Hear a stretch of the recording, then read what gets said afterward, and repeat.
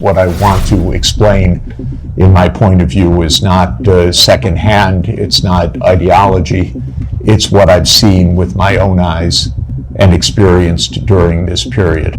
I've watched the events very close up for 36 years. I was an advisor to the Polish government in 1989, to President Gorbachev in 1990 and 91, to President Yeltsin in 1991 to 1993, to President Kuchma of Ukraine in 1993-94. I helped introduce the Estonian currency. I helped several countries in former Yugoslavia, especially Slovenia. After the Maidan, I was asked by the new government to come to Kiev, and I was taken around the Maidan, and I learned a lot of things firsthand. I've been in touch with Russian leaders for more than 30 years. I know the American political leadership close up. Our previous Secretary of Treasury was my macroeconomics teacher 51 years ago, or just to give you an idea. So we were very close friends for a half century. I know all of these people.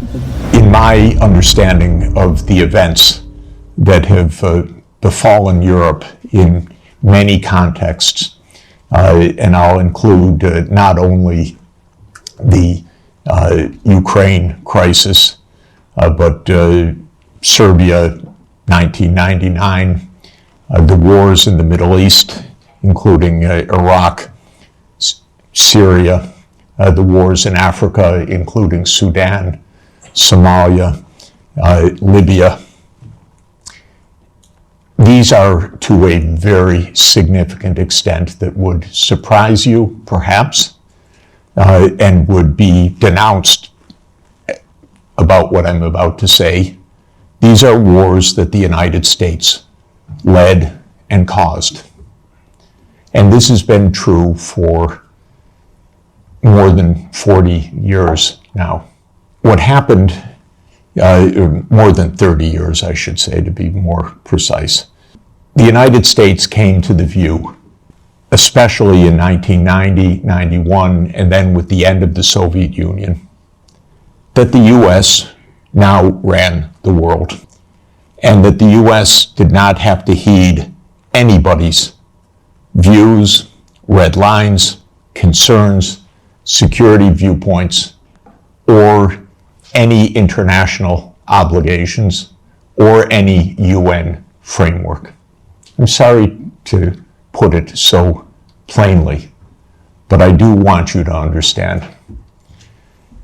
I tried very hard in 1991 to get help for Gorbachev, who I think was the greatest statesman of our modern time.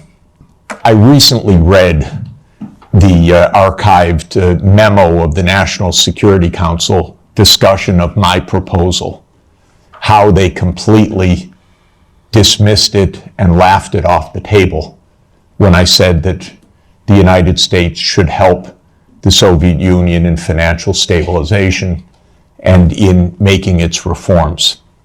And the memo documents, including some of my former colleagues at Harvard in particular, saying we will do the minimum that we will do to prevent disaster, but the minimum. It's not our job to help. Quite the contrary, it's not our interest to help. When the Soviet Union ended in 1991, the view became even more exaggerated. And I can name chapter and verse, but the view was we run the show. Cheney, Wolfowitz, and many other names that you will have come to know literally believed this is now a U.S. world, and we will do as we want. We will clean up from the former Soviet Union. We will take out any remaining allies. Countries like Iraq, Syria, and so forth will go. And We've been experiencing this foreign policy for now essentially 33 years. Europe has paid a heavy price for this because Europe has not had any foreign policy during this period that I can figure out. No voice, no unity, no clarity, no European interests, only American loyalty. There were moments where there were disagreements, and very, I think, wonderful disagreements, especially in the last time of significance was 2003 in the Iraq War, when France and Germany said we don't support the United States going around the UN Security Council for this war. That war, by the way, was directly concocted by Netanyahu and his colleagues in the US Pentagon. I'm not saying that it was a link or mutuality. I'm saying it was a direct war. That was a war carried out for Israel. It was a war that Paul Wolfowitz and Douglas Feith coordinated with Netanyahu. And that was the last time that Europe had a voice.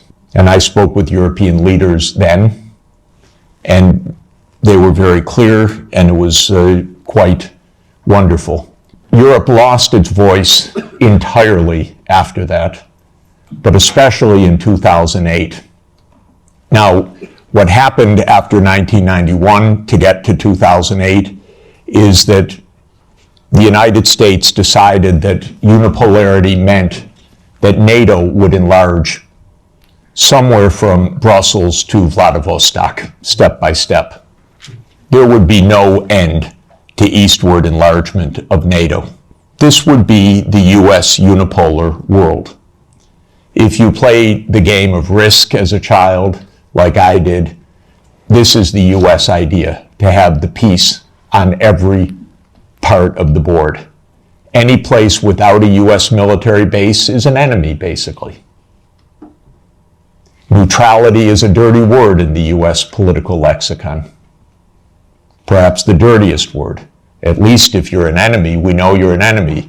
If you are neutral, you're subversive. Because then you're really against us, because you're not telling us. You're pretending to be neutral. So this was the mindset, and the decision was taken formally in 1994, when President Clinton signed off on NATO enlargement to the east. You will recall that in February 7th, 1991,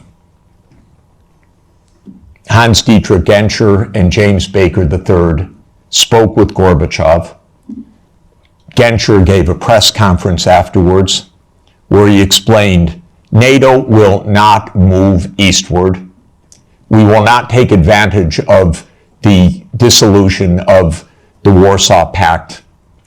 And understand that was in a juridical context, not a casual context. This was the end of World War II being negotiated for German reunification.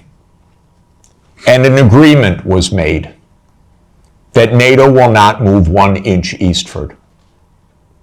And it was explicit, and it is in countless documents, and just look up National Security Archive of George Washington University, and you can get dozens of documents. It's a website called What Gorbachev Heard About NATO. Take a look, because everything you're told by the US is a lie about this. But the archives are perfectly clear. So the decision was taken in 1994 to expand NATO all the way to Ukraine. This is a project. This is not one administration or another. This is a US government project that started more than 30 years ago. In 1997, Zbigniew Brzezinski wrote The Grand Chessboard.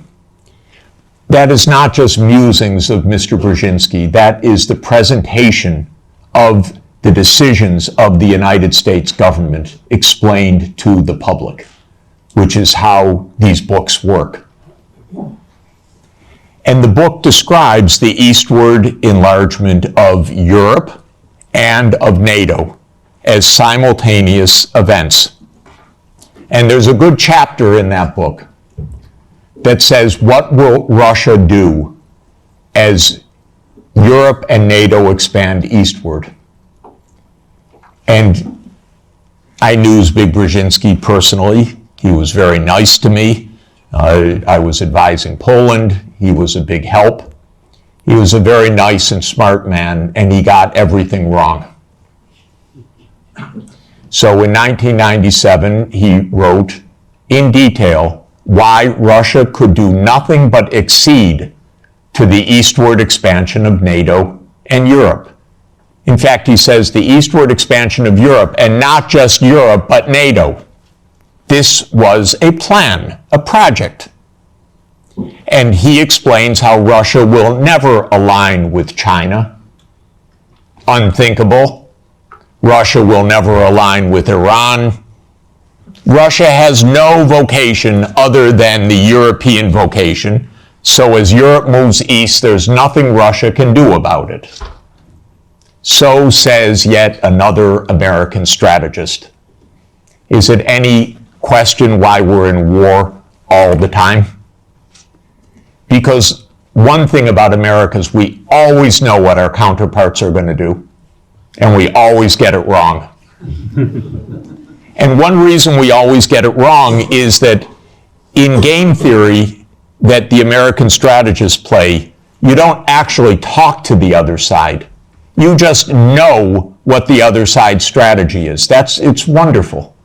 It saves so much time. You don't need any diplomacy.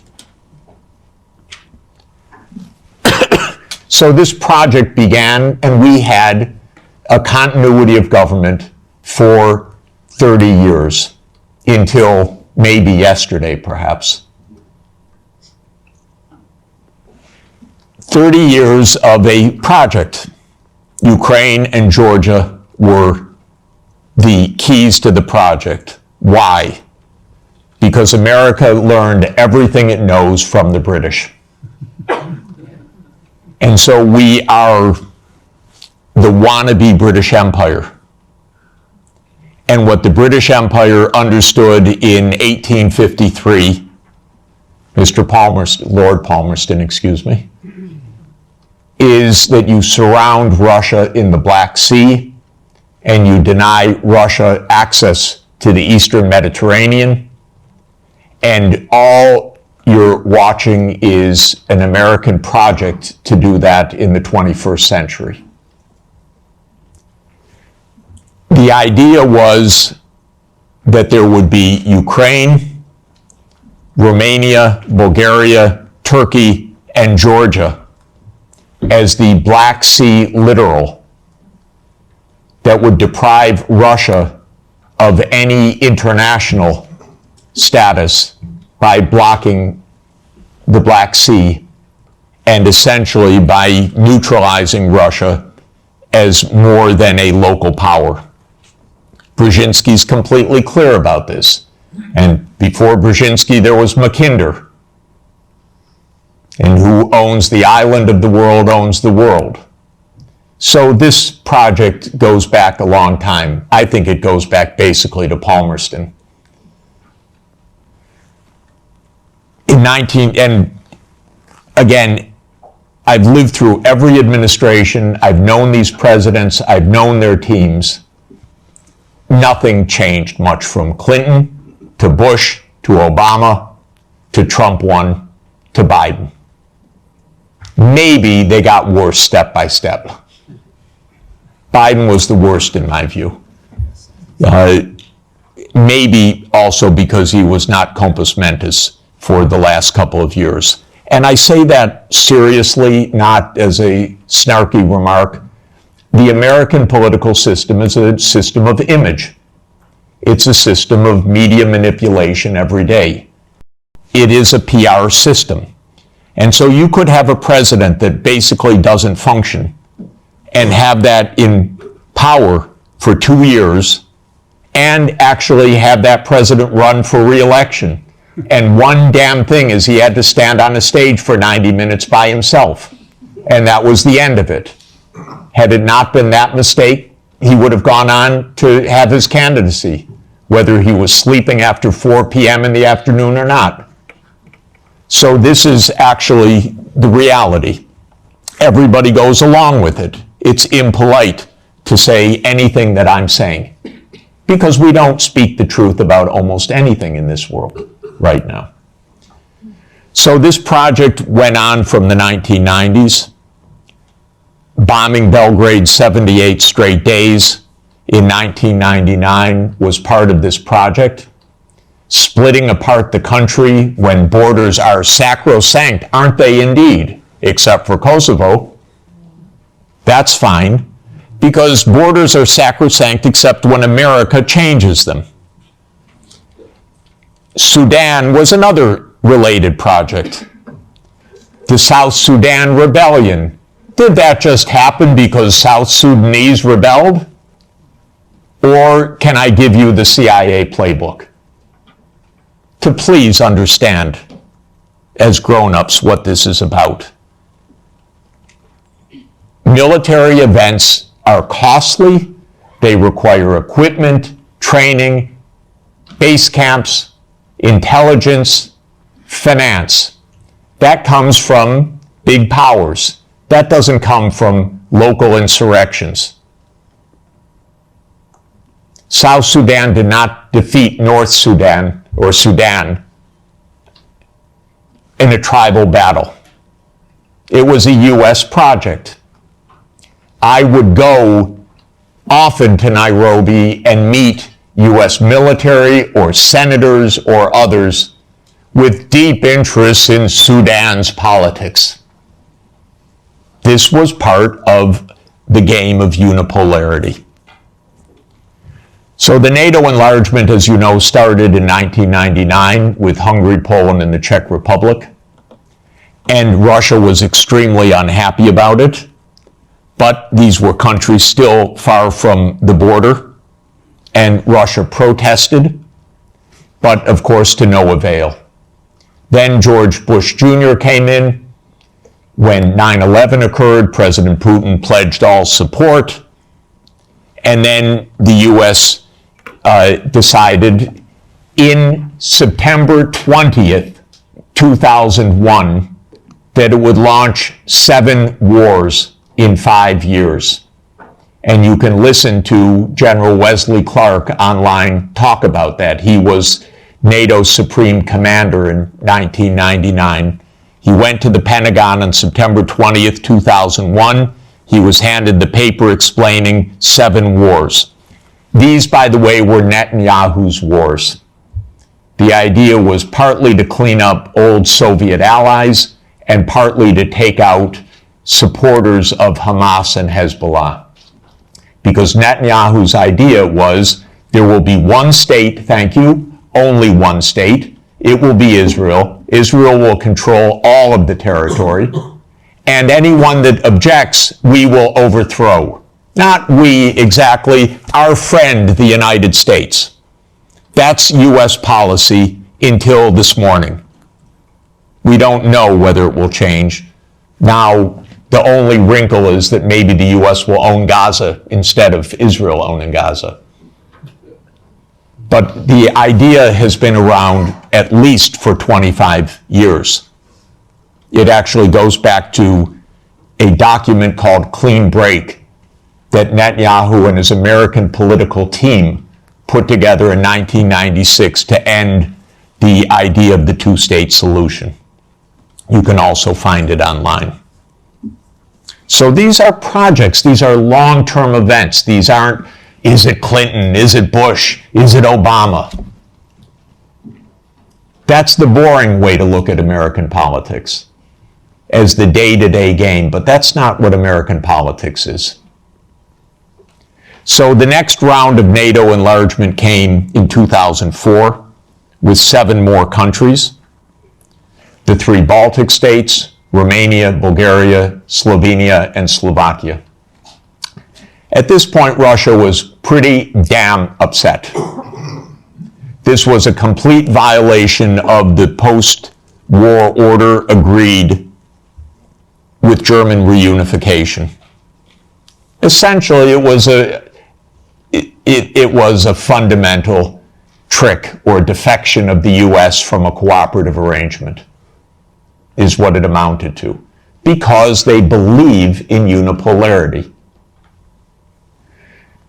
So as everybody recalls, because we just had the Munich Security Conference last week in 2007, President Putin said, stop, enough, stop now. And of course, what that meant was in 2008, the United States jammed down Europe's throat enlargement of NATO to Ukraine and to Georgia. This is a long-term project. I listened to Mr. Saakashvili in New York in May of 2008, and I walked out, called Sonia, and said, this man's crazy. And a month later, a war broke out. Because the United States told this guy, we saved Georgia. And he stands at the Council on Foreign Relations, says, Georgia's in the center of Europe. Well, it ain't, ladies and gentlemen. It's not in the center of Europe.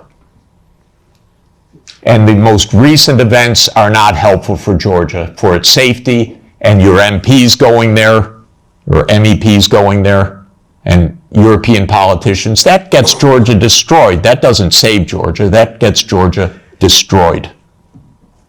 Completely destroyed. In 2008, as everybody knows, our former CIA director, William Burns, sent a long message back to Condoleezza Rice. Niet means niet, about expansion. This we know from Julian Assange, because believe me, not one word is told to the American people about anything, or to you, or by any of your newspapers these days. So we have Julian Assange to thank, but we can read the memo in detail. As you know, Viktor Yanukovych was elected in 2010 on the platform of neutrality. Russia had no territorial interests or designs in Ukraine at all. I know, I was there during these years. What Russia was negotiating was a 25-year lease to 2042 for Sevastopol Naval Base. That's it. Not for Crimea, not for the Donbass, nothing like that. This idea that Putin is reconstructing the Russian Empire, this is childish propaganda. Excuse me. If anyone knows the day-to-day and year-to-year history, this is childish stuff. Childish stuff seems to work better than adult stuff. So, no designs at all. The United States decided this man must be overthrown. It's called a regime change operation. There have been about 100 of them by the United States, many in your countries, and many all over the world. That's what the CIA does for a living. Okay? Please know it. It's a very unusual kind of foreign policy. But in America, if you don't like the other side, you don't negotiate with them, you try to overthrow them. Preferably covertly. If it doesn't work covertly, you do it overtly.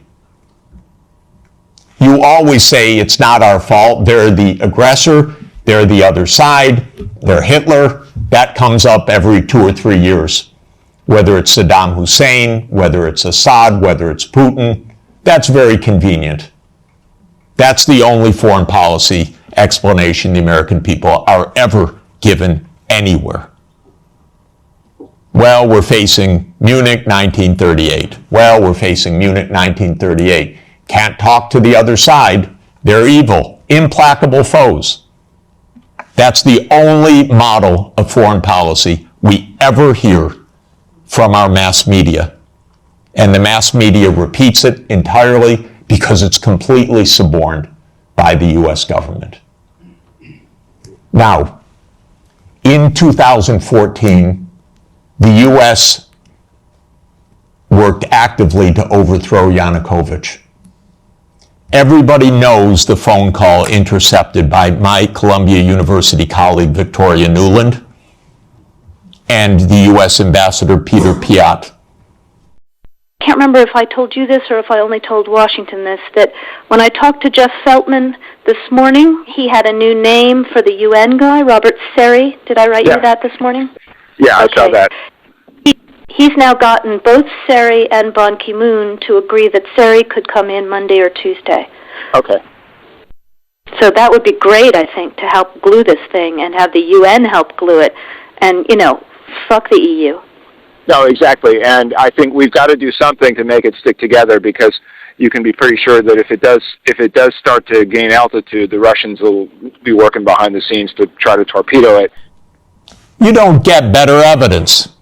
The Russians intercepted her call and they put it on the internet. Listen to it. It's fascinating. I know all these people. By the way, by doing that, they all got promoted in the Biden administration. That's the job.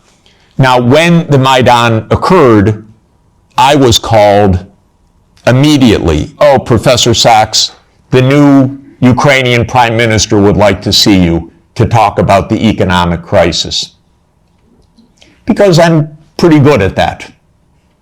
And so I flew to Kiev and I was walked around the Maidan. And I was told how the U.S. paid the money for all the people around the Maidan. Spontaneous, revolution of dignity. Ladies and gentlemen, please, where do all these media outlets come from? Where does all this organization come from? Where do all these buses come from? Where do all these people called in come from? Are you kidding?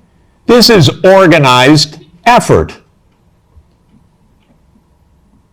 And it's not a secret, except to citizens of Europe and the United States. Everyone else understands it quite clearly. Then came Minsk, and especially Minsk II, which, by the way, was modeled on South Tyrolean autonomy. And the Belgians could have related to Minsk II very well. It said there should be autonomy for the Russian-speaking regions in the east of Ukraine. It was supported unanimously by the UN Security Council. The United States and Ukraine decided it was not to be enforced. Germany and France, which were the guarantors of the Normandy process, let it go.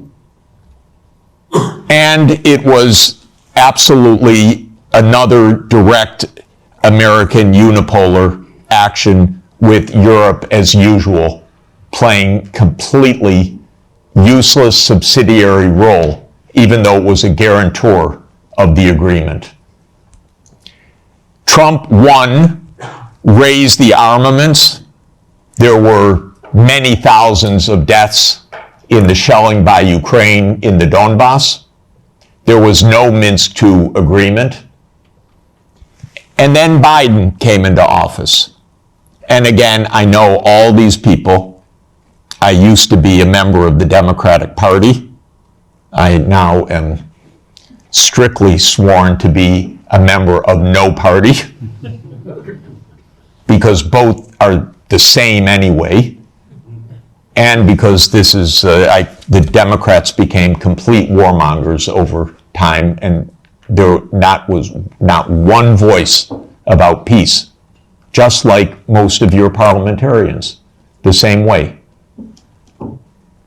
So at the end of 1991, Putin put on the table a last effort in two security agreement drafts, one with Europe and one with the United States. The U.S. put on the table December 15th, 2021. I had an hour call with Jake Sullivan in the White House begging, Jake, avoid the war. you can avoid the war. All you have to do is say, NATO will not enlarge to Ukraine. And he said to me, oh, NATO's not going to enlarge to Ukraine. Don't worry about it. I said, Jake, say it publicly. No, we can't say it publicly. Say, Jake, you're going to have a war over something that isn't even going to happen? He said, don't worry, Jeff, there will be no war. These are not very bright people. I'm telling you, if I can give you my honest view, they're not very bright people. And I've dealt with them for more than 40 years. They talk to themselves. They don't talk to anybody else. They play game theory. In non-cooperative game theory, you don't talk to the other side. You just make your strategy. This is the essence of game theory. It's not negotiation theory. It's not peacemaking theory. It is unilateral, non-cooperative theory, if you know formal game theory. That's what they play. It started at the Rand Corporation. That's what they still play. In 2019, there's a paper by Rand, How Do We Extend Russia? Do you know they wrote a paper, which Biden followed, How Do We Annoy Russia? That's literally the strategy. How do we annoy Russia? We're trying to provoke it, trying to make it break apart, maybe have regime change, maybe have unrest, maybe have economic crisis. That's what you call your ally. Are you kidding? So I had a long and frustrating phone call with Sullivan. I was standing out in the freezing cold. I happened to be trying to have a ski day. And there I was, Jake, don't have the war. Oh, there'll be no war, Jeff. We know a lot of what happened the next month, which is that they refused to negotiate. The stupidest idea of NATO is the so-called open door policy. Are you kidding? NATO reserves the right to go where it wants without any neighbor having any say whatsoever? Well, I tell the Mexicans and the Canadians, don't try it. You know, Trump may want to take over Canada. So Canada could say to China, why don't you build a military base in Ontario? I wouldn't advise it. And the United States would not say, well, it's an open door. That's their business. I mean, they can do what they want. That's not our business. But grown-ups in Europe repeat this. In Europe, in your commission, your high representative. This is nonsense stuff. This is not even baby geopolitics. This is just not thinking at all. So the war started. What was Putin's intention in the war? I can tell you what his intention was. It was to force Zelensky to negotiate neutrality. And that happened within 7 days of the start of the invasion. You should understand this, not the propaganda that's written about this. Oh, that they failed and he was going to take over Ukraine. Come on, ladies and gentlemen, understand something basic. The idea was to keep NATO, and what is NATO? It's the United States, off of Russia's border. No more, no less. I should add one very important point. Why are they so interested? First, because if China or Russia decided to have a military base on the Rio Grande or in the Canadian border, not only would the United States freak out, we'd have war within about 10 minutes, but because the United States unilaterally abandoned the anti-ballistic missile treaty in 2002 and ended the nuclear arms control framework by doing so. And this is extremely important to understand. The nuclear arms control framework is based on trying to block a first strike. The ABM treaty was a critical component of that. The U.S. unilaterally walked out of the ABM treaty in 2002. It blew a Russian gasket. So everything I've been describing is in the context of the destruction of the nuclear framework as well. And starting in 2010, the U.S. put in Aegis missile systems in Poland and then in Romania. And Russia doesn't like that. And one of the issues on the table in December and January, December 2021, January 2022, was, does the United States claim the right to put missile systems in Ukraine? And Blinken told Lavrov in January 2022, the United States reserves the right to put missile systems wherever it wants. That's your putative ally. And now let's put intermediate missile systems back in Germany. The United States walked out of the INF Treaty unilaterally in 2019. There is no nuclear arms framework right now. None. When Zelensky said in 7 days, let's negotiate, I know the details of this exquisitely because I've talked to all the parties in detail. Within a couple of weeks, there was a document exchanged that President Putin had approved, that Lavrov had presented, that was being managed by the Turkish mediators. I flew to Ankara to listen in detail to what the mediators were doing. Ukraine walked away unilaterally from a near agreement. Why? Because the United States told them to. Because the UK added icing to the cake by having Bojo go in early April to Ukraine and explain. And he has recently, and if your security is in the hands of Boris Johnson, God help us all.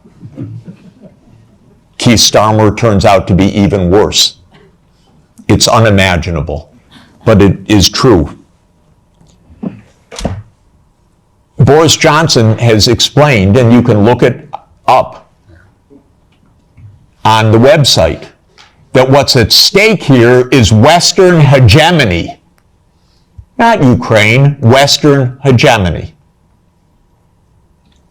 Michael and I met at the Vatican with a group in the spring of 2022 where we wrote a document explaining nothing good can come out of this war for Ukraine.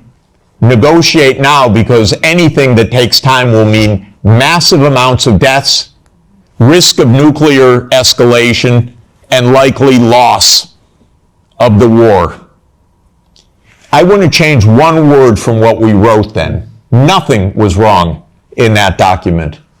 And since that document, since the U.S. talked the negotiators away from the table, about 1 million Ukrainians have died or been severely wounded.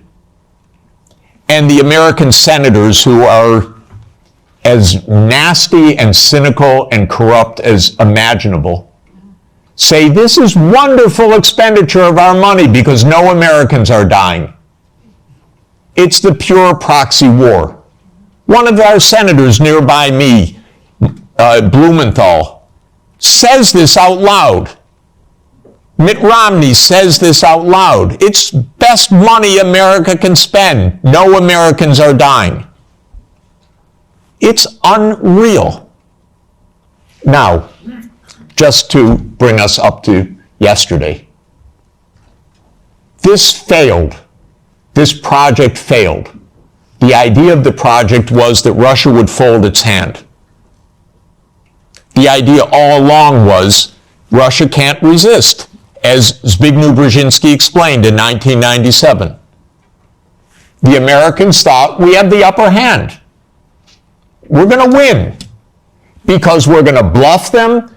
They're not really going to fight. They're not really going to mobilize. The nuclear option of cutting them out of SWIFT, that's going to do them in. The economic sanctions, that's going to do them in. The HIMARS, that's going to do them in. The ATACMS, the F-16s. Honestly, I've listened to this for 70 years. I've listened to it as semi-understanding, I'd say, for about 56 years. They speak nonsense every day. My country, my government. This is so familiar to me, completely familiar. I begged the Ukrainians, and I had a track record with the Ukrainians. I advised the Ukrainians. I'm not anti-Ukrainian, I'm pro-Ukrainian completely. I said, save your lives, save your sovereignty, save your territory, be neutral. Don't listen to the Americans. I repeated to them the famous adage of Henry Kissinger, that to be an enemy of the United States is dangerous, but to be a friend is fatal. Okay, so let me repeat that for Europe. To be an enemy of the United States is dangerous, but to be a friend is fatal. So let me now finalize a few words about Trump. Trump does not want the losing hand. This is why it is more likely than not this war will end, because Trump and President Putin will agree to end the war. If Europe does all its great warmongering, it doesn't matter. The war is ending. So get it out of your system. Please tell your colleagues. It's over.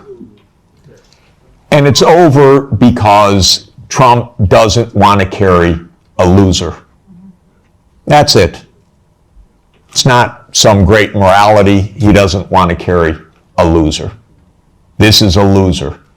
The one that will be saved by the negotiations taking place right now is Ukraine. Second is Europe. Your stock market's rising in recent days by the horrible news of negotiations.